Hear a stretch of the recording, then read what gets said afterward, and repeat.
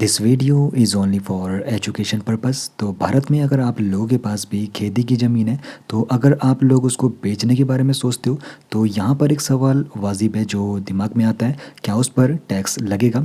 तो क्या खेती की ज़मीन बेचने पर भी टैक्स डिपार्टमेंट को टैक्स देना होता है? तो इसका जवाब हाँ भी है और ना भी है। तो चलिए विस्तार से समझने की कोशिश करते हैं। तो जब भी कोई ज़मीन बेचने के बारे में सोचता है, तो अक्सर शादी उसके परिवार में होती होगी, या फिर नए घर के बारे में वो सोच रहा होगा, या फिर कभी इमरजेंसी आ जाती है, तो ऐसी ज़रूरतों के लिए ही ज़मीन बेची जाती है। अब यहाँ पर बात करेंगे सबसे पहले उस आम दुविधा के बारे में, टैक्स का जो यहाँ पर सवाल है। तो जो भी आप लोगों को ज़मीन बेचने के बाद पैसे मिलते हैं, तो क्या उस पर टैक्स देना होगा या फिर नहीं? यह सवाल हर किसी के मन में ज़रूर आता होगा, और इसी सवाल का जवाब आज मैं आपको देने वाला हूँ।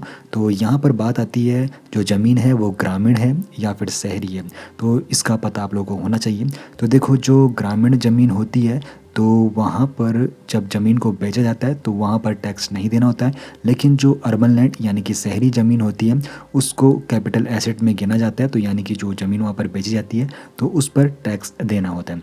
अब शहरी जो ज़मीन होती है उसकी पहचान कैसी होती है? तो 10,000 से ज़्यादा आबादी वाला नगर पालिका में अगर आपकी भूमि आ रही है, या फिर शहर की सीमा से 2 से 8 किलोमीटर के दायरे में आपकी ज़मीन है, फिर आप लोग उसको बेचते हो, तो ऐसी ज़मीन शहरी भूमि में आती है। तो इस नियम की बदौलत आप लोग पहचान कर सकते हो, जो आप लोगों की ज़मीन है वो शहरी भूमि में आती है या फिर ग्रामीण भूमि में आती है। तो इसका पता होने के बाद अगर आप लोग अपनी ज़मीन को बेचते हो, तो ऐसे में फिर वहाँ पर कैपिटल गेन टैक्स आप लोगों का लगता है अगर शहरी भूमि है।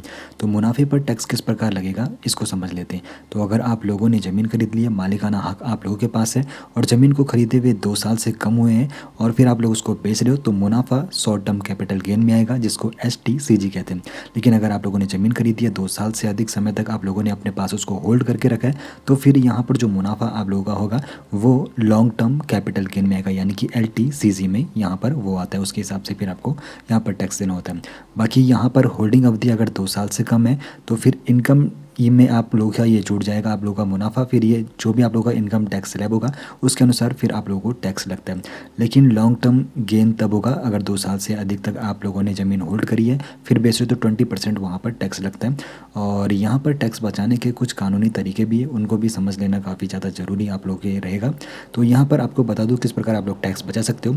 तो देखो, जब आप लोगों ने जो ज़मीन खरीदी है उससे जो मुनाफा हुआ है, तो 2 साल के भीतर दूसरी कृषि भूमि आप लोग खरीद सकते हो, ऐसा धारा 54B में है। और धारा 54EC कहती है, आप लोगों को जो मुनाफा हुआ है ज़मीन को बेचने के बाद, उसको सरकारी बॉन्ड्स में आप लोग निवेश कर सकते हो।